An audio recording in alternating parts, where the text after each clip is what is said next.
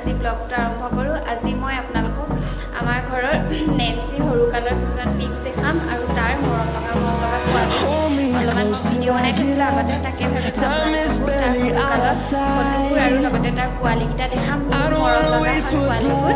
আৰু যিসকলে এতিয়াও মোৰ চেনেলটো ছাবস্ক্ৰাইব কৰা নাই, প্লিজ তেখেতসকলে মোৰ চেনেলটো ছাবস্ক্ৰাইব কৰি দিব আৰু বেল আইকনটো ক্লিক কৰি দিব, তেতিয়াহে মোৰ চেনেললৈ অহা নতুন নতুন ভিডিঅ'বোৰৰ নটিফিকেশ্যন আপোনালোকে পাই থাকিব।